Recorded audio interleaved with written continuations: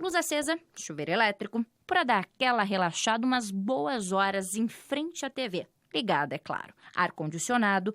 E no caso da Tasmin, que está prestes a ser mãe pela segunda vez, para sofrer menos com as temperaturas que estão explodindo o termômetro, coloca aí na lista também. Ventilador e umidificador. Por causa dos eletrodomésticos, ventilador, televisão. E por causa de ter criança também, os banhos são mais demorados, né? Daí a gente gasta um pouco mais. E no fim do mês, convenhamos, que juntando com todas as outras despesas da casa, pesa, né? A gente chegou a pagar até 150. E agora... Esse mês veio 250. 250 agora com calor, 250 para 3 pessoas... É puxado. Por isso, a Agência Nacional de Energia Elétrica, conhecida como ANEEL, liberou desde o dia 1º de janeiro para todos os consumidores uma medida que permite o pagamento de valores diferentes em função da hora e do dia da semana em que se consome a energia elétrica. Isso para reduzir a conta de luz e otimizar o uso da rede elétrica nos horários de pico. Só que antes de aderir à tarifa branca, é importante que o consumidor avalie o perfil de consumo que ele tem. Isso porque a nova modalidade tarifária tem 3 valores. A tarifa branca, a intermediária e a tarifa de ponta, que é a mais cara. Isso significa que se o consumidor usar energia elétrica durante a tarifa branca, o objetivo vai ser alcançado e a conta de luz vai chegar mais barata.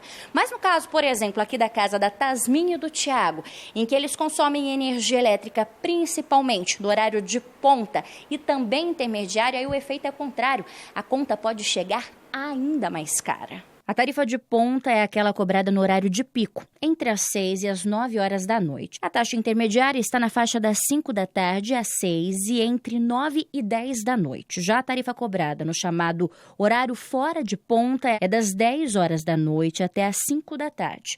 Nos fins de semana e feriados nacionais, o consumo é sempre considerado o mais barato. Para quem é interessante aderir à tarifa branca? Para as pessoas que conseguem deslocar o seu consumo ou finalizar o consumo até 16h30.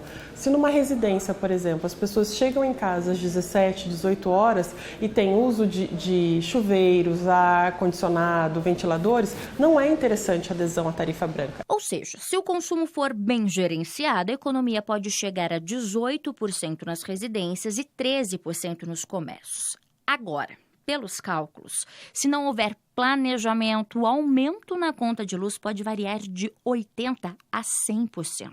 É importante saber que nos dias úteis os períodos são estabelecidos pela ANEEL e são diferentes para cada distribuidora de energia elétrica. A ideia é que tenha o deslocamento do horário de pico, né? Quando todas as pessoas chegam em casa e estão ligando todos os aparelhos ao mesmo tempo. Então a ideia é deslocar esse consumo para os horários menos utilizados, onde o nosso sistema não é tão demandado. Bom, pensando assim em economia de energia é uma boa alternativa. Pensando em economia de dinheiro, mais ainda, né? Mas primeiro estude, faça as contas para saber se realmente a tarifa vai ser branca para você e não acabar mudando de cor no fim e te deixando no vermelho. Aí não, né? A segunda dica, então, é evite testar na prática. Tem alternativas que você pode pesquisar antes. Tem que acessar o nosso site www.edp.com.br. Na área logada do cliente, nós temos um simulador de tarifas. É bem simples, você entra lá, vai por cômodo, coloca quais aparelhos você tem.